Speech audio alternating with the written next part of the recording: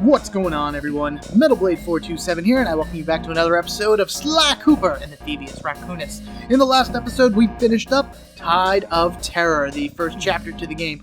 We went in, we beat up Raleigh the Frog, we destroyed his weather-making machine and his entire scheme to knock boats out of the water and pirate, them and take their stuff and whatnot. But most importantly, at least to Sly, we got back all the pieces of his family's book, the Thievius Raccoonus, specifically the one that Raleigh had in his own possession. That taught us some type of weird spire jump move, which, I don't know, the moves that he learns from the Thievius Raccoonus, you would think that he should know already. Like, they seem pretty basic, but whatever. I guess you gotta read the book in order to figure out what it is. Anyway, Raleigh informed us about where the next member of the Fiendish Five is, and after Sly and gang got out of there before Carmelita caught them, we're gonna be seeing her too, shortly, by the way. I don't think in this episode, but in the next area, we know we must go to Mesa City, Utah. We're all set to go to Mesa City. Alright, and if that's the case, we're gonna go ahead and start the mission. Go. And away!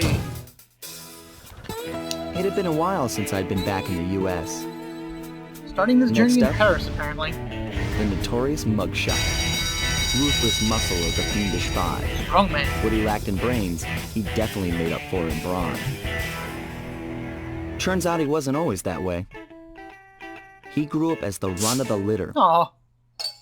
Poor little guy. A neighborhood weakling. The only friends he could turn to were usually found on the big screen. The dog father. Awesome. It was there that he spotted his first gangster, and he knew instantly that that's what he wanted to be. He spent the rest of his youth working real hard to get there, fueled on his dreams of great power and respect. Wanting something and then achieving his goals. With enough perspiration, he realized that dream. And I guess one of those goals being beating the crap out of the kid that used to pick on him. Brawling, tough as nails gangster, ensuring that he'd never be kicked on or pushed around. Probably shouldn't do that in his room. He might make a mess. Oh look, we're almost there on the map below. This man is fast. So he's holed up in Mesa City, huh? I've always wanted to go to that thriving American boom town. Did you now? Here we go. Sly Cooper in Sunset Snake Eyes. Not exactly the best title in my opinion, but yeah, it's alright, I guess. All the Sly Coopers do that. Every chapter title has like that really cool name to it and whatnot, so they get better, they get worse, they get whatever. Now, we've been informed by Raleigh that not even a snake can get through without being detected. So, we are gonna go over it and never get sick. And we're in! Ta-da! Hey, Sly, I thought you said Mesa City was going to be loud and busy. Yeah, really. This looks more like a ghost town. Something's happened. Where is everyone? I don't know, but it's starting to give me the creeps. What do you say we take off? No way. I miss all the fun. Besides, I want to try out that new move I got from Raleigh's section of the Thievius Raccoonus. You mean the ninja spire jump? That's an awesome name. Do me a favor and read me the instructions again. To landeth safely upon diminutive points, leapeth lively and presseth the triggering device with the round geometrical object emblazoned upon it. So jump and hit the circle button to land on narrow spots. Red. That's a rough translation. So I guess they had circle buttons even back in the days of his ancestors. So yeah, that's pretty much what it is. You're going to see the super sly, stealthy points right there, the little blinky blue lights, and you jump and hit the circle button. Whew! And it's all automatic. Like, I could be like over to the side a little bit, and as long as I am roughly in the same area of the spire jump, then I will land on it. And I kind of did, but I kind of didn't want to land down here. Like, I did want to land down here in order to get these glue bottles, but at the same time I kind of wanted to show you something and just completely missed where it is I was going to jump, so shh, that never happened. Try again. Whoop, there you go, see, just, yeah, perfect, and then as long as he does that, like, spin in air, that's how you know he lands on it, because then you just let it go, and he hangs there. You can even just move around, and I'll do a little twirl right on the little, the diminutive point, as was said. Yeah, what do I have on? There we go, dive. Alright, I think I tried to roll in midair. Come on, doggy. Come on, come on, come on. Ah, ow! Man, I knocked him right through this metal thing. Now, apparently each one of these enemies actually do have proper names. Very little bit that I've looked up online showed that. I'm not even going to bother because each level or each mission I go into has a whole new set of guys, but they're all pretty much the same anyway. You got the people that throw stuff at you, you have the ones that try to find you with a flashlight, you have the ones that try to smush you with something. Keep a counterweight here to get up, and do the same thing. Oop. Hook. Hook. No, I did not hook. That was not hooking. That was a bad hook, and there goes one of my lives. Oh, wonderful. This is starting out beautiful. Yeah, all the lives that I managed to collect together for the rest of the game, I should say, that I got from Raleigh's level, a good portion of them may actually end up being used here, because this is when the game actually kind of takes a pretty big curve. Raleigh's level, at least in my opinion and everything, was pretty much all tutorial. Yeah, they did do specific... Are you serious? What do you mean you hit me? Stupid dog, see, already. The level itself, even as you went through the later ones, it was still a lot of introduction stuff. Basically, how you deal with bosses, how you deal with certain enemies, how you deal with minigames, how you deal with the keys, things along that ways. They were always kind of on the easy side, just because they wanted to make sure that you got through no problem. But from here on out, it's kind of, you know, no hold bars and whatnot. Oop-ah, there we go, much better. Thank you. Really got to keep an eye out, because now these levels are a lot longer than Raleigh's. Well, oh man, I was stuck on something. Watch out over here. There's actually a guy behind this gate. He charges at me, just furiously swing my cane and hopes to hit him. Also, where did my horseshoes go? I thought I had a bunch. Oh no, no, Raleigh took them all away from me. That's right. Stupid frog. Alright, where am I heading? I see the thing up there. This way. Okay. Oh, there we go. What's with those flashing lights? The latest in high-tech security. Oh man, new tracks. Electronic floor sensors. Step on them and you're a goner. Great. Nice touch. They're safe to walk on while flashing, but it also means they're about to switch to a different sector. Which is actually pretty good, because when they're flashing, you can walk on them, and that means they flipped over to the next side. So, if you're walking them while they're flashing, you have a little bit of a chance to keep going. And I didn't really want to fall. A little bit, no, a little bit, no! Okay, good. Wow. Holy jeez. Okay. Yeah. For that, there we go. I really don't want to miss anything, because to have to go back through this entire level in order to find one or two bottles is just obnoxious. I don't like this. Okay, good. I was doing a practice run of this not too long ago, and that mace guy, for some reason, just... Not that one in particular, but that form of guy, a little bit later, was just unforgiving. I couldn't get anywhere near him without him knocking me off the ledge. And that guy up there is your projectile thrower. Remember the guys in the last episode that were, or in the last mission that were throwing the stars? Well, same thing, but they throw cards. Woo! So you just want to get at them really quickly and then hit them. The difference between the two, though, is that he will throw them much, much faster. If you're doing this and you come over here to where this car is, make sure to jump behind it, because there is a very, very well hidden bottle back there that you will probably miss if you just start to run through the level from beginning to end. I know I missed it quite a number of times, and I've beaten this several times already, so... Alright, doggy, doggy, doggy, swing, swing, get out of here. We're gonna slingshot you right off the ledge. Gotcha! Smoosh! Oh, he went smoosh. Is that it? Is that all the things? Okay, all the things! Must collect all the things. Go, go, go, go, go! Yay! I'll take... No! No! Give me that! Okay. I didn't want to fall off the edge. I can go off the edge. There's another guy behind here. Yep, that's what I thought. Wow, okay. I thought that he was close enough to me for me to hit him, so... That was a little bit nutso. What do I have on? Alright, dive up. Ha! One! Yeah, I got two. Excellent. I need... The safe is up there. You can see it from, like, the cord hanging all the way on the side. So obviously I'm going to have to come back here after I'm done with the rest of this level. Oh, please make it! Okay, thank you. Oh my god. See, it's already starting to get crazier. I've already lost 2 lives, to which I need to really work on to try to get those back. And, almost died many times already. Oh, security systems.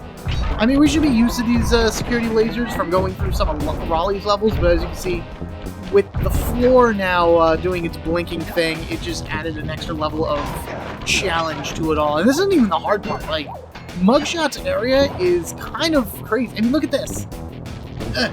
See what you gotta do? And then you gotta jump over here, and then you gotta wait for the lights to squeeze together so you can get through. It's all about timing and hoping that you don't trigger the alarms.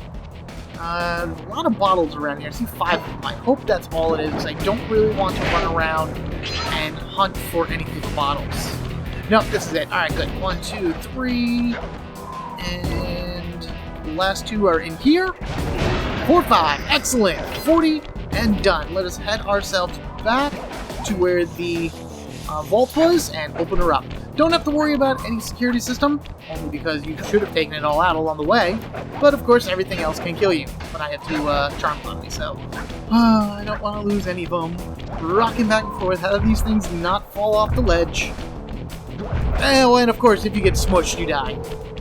I don't think, as long as you have a charm, there isn't anything here that could just kill you, like bypass the charms, but try to keep them on you as much as you possibly can, just to, for insurance reasons. Press the circle to enter the vault code. A little bit of higher mathematics and voila! Yay! Dial in 314. 314. Glad you know the maths, Bentley. Best for you to do it and give me the code rather than me having to deal with it myself. Down on the page, very good. Outstanding! You've uncovered Rob McCooper's patented explosive hat technique. Use the triangle button to toss your cap. Then use the triangle button again to detonate it. Better back off to a safe distance first. Yeah, probably one of my least favorite special abilities that Sly gets within the game. And literally, it's exactly as Bentley said it was. Let me actually get down over this way and show you guys. It's a little bit safer to do these things if I have somewhere to run. And I say that because, yes, this thing could actually hurt Sly. So, you throw your cap, and you get away, and you hit triangle, boop, and it makes that little puff. The area of effect is really not big at all. It's a rather small little bang. You almost need guys standing right on top of it for it to have any effect whatsoever. So, generally speaking, I'll stick with dive or roll at this point. There isn't that many skills that Sly learns that I would use other than dive and roll. The slow, if I'm doing like any precision jumping, then I would use it, but I really don't find myself doing that. Mine, I don't think I've ever used. I've tried to use it, I've attempted to use it, but it just doesn't work the way that you would want it to. The only other complaint I have about this is that if you notice the key, it's still Raleigh's hat, and I wish that per mission they changed that around at least. The coins are different. The coins represent Mugshot because they do the $signs if I'm not mistaken. I've only been collecting them this entire freaking time. But those change as mission to mission goes forward. But the keys are the same. The keys all look like Raleigh's hat. So I wish that changed a little bit. What's going on with the camera? And here we are, Mesa City. Don't run straight forward. I ran straight forward once and just fell to my death. And that was kind of sad. Yeah, there we go. Well, this Mugshot certainly isn't shy. Okay, so we know he's here somewhere, but how are we supposed to find him? Mesa City is a big place. Given that he's a bulldog, it seems only reasonable to assume that he'd choose to live in a giant fire hydrant. That's some sound logic, Sly. Now you just need to find a way to break into the building's base. Oh, I'm sure I'll think of something. Hint, hint, nudge, nudge. Okay, so before I move on, I just want to point out something. We specifically, pointed out that he was a bulldog. It wasn't like...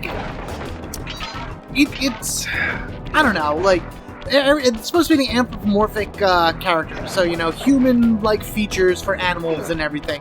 And I've played a lot of games like this, or I've seen movies and things like that, and no one really, emphasizes the fact that each species is their own thing. I think in the new Disney movie, Zootopia, they really emphasize it, with, the sloths being at the DMV, and then being like, oh my god, they're sloths, or the bunny having certain personalities. This is, the first time, I think, in this entire game series that they really point out, he's a bulldog, he does bulldog things, rather than, well, he's kind of a big shot, he should be up on the top level, you know what I mean? Rather than using a human personality trait, they use the animal trait in order to describe what he does. But that's just my own personal observation. We don't want these guys to see us as stupid Dobermans. They have, like, heat-seeking guns that'll come at you. Oh, it's Mugshot! It's the boss! The boss! You know, I need a voice to admit that maybe driving everyone out of town, while necessary to set up shop, might have taken a hit out of the business. So, now I hope you folks will be obliging to any visitors that come here to lose their money in my casino. But I got a reliable tip that a cop might be snooping around the operation. Really? So from now on, greet any visitors you see with a hail of lead. Capiche? Capiche, my friend. Yep, so a cop is sneaking around the area. That means Carmelita is somewhere around here. Let's take a quick look at our map, shall we? We have... We have At the Dog Track open up, which is a minigame. We have Murray's Big Gamble, which is a minigame, and we have Boneyard Casino. So as you can see right off the hop here, the 3 sections that we have available to get keys, 2 of them are minigames, and one's an actual place to run through. I think for the remainder of this episode, we're going to head over here to Murray's Big Gamble, and we will get that out of the way. 2 brand new minigames that we'll be introduced to here. Now, the cool thing about these is that they are different. They do involve Murray, and I do like him, the big goofy oaf and whatnot. But we will be playing other versions of this, or harder versions of this type of game, as we go through. So, Murray's Big Gamble, in we go. We don't actually control Murray, but we have to help him. Murray is in position to make a run for this key. Run, Murray, so run! what do I do? Provide some covering fire for him with that blasting station. Oh, good thing Sweet. and convenient. Use the left analog stick to aim and press the square button to fire. I'll do my best. So we're going to hop into this little gun thing, and we're going to go find Murray, who is right over here, waving at us. And ideally, once we hit square, boom, Let's do it, Sly. he's going to run. Now, we have to protect Murray. Murray has the same charm that we have, so it's gold, so we can take 2 hits. Be very careful, because any one of these guys that gets close enough to him could whack at him and cause a point of damage. Do not hit those barrels. Hitting those barrels will instantly hurt and kill Murray, no matter where he is. Usually you're going to hit him, come on, hit it, and he'll be far enough away. Get it! Oh no! See, hit him, and then it goes from gold to silver. I don't think I can actually, hurt him with the gun. But are you serious? Oh boy. Okay, so now I have to be really careful. He can only take 1 more hit. After that last hit, that's, run, Murray, run! Okay, good. Don't hit those. Okay, good. Woo! There's a tricky point around here, too. Because like I said, if you hit any one of those toxic barrels, he instantly, dies. And, yep, there it is.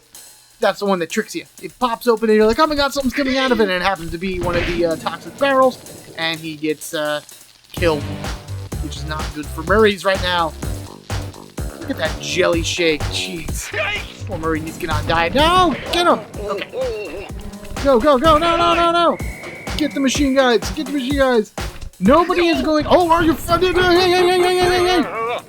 Oh my god, that guy was charging at him. I'm really close. Nope, sniper on the roof. Gotcha. Where's the last one? Come on. Oh no. No. Bingo. Get it, Murray. We Get it. did it. Sick it. Yeah. Good job, Merman. The Murray. Sorry, that's a little spoiler for Slide 2, but whatever. It doesn't really matter. He does look so goofy. Kind of has a Barney look to him a little bit. I mean, he's pink, Barney's purple, but whatever, it's close enough shtick and everything. But there you have it, everybody. That is the first few levels of Mesa City. In the next episode, we will be doing the second minigame and then going through the next level of Mesa City here.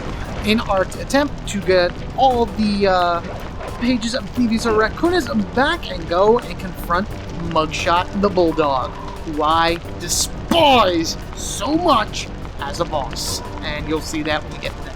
Thank you all for watching. Be sure to rate and comment down below. And if you haven't already, hit that subscribe button so you can get equipped with me, Metal Blade 427. Until next time, everyone, you have a good one. And I will catch you all later. Throw the hat. Ah, run.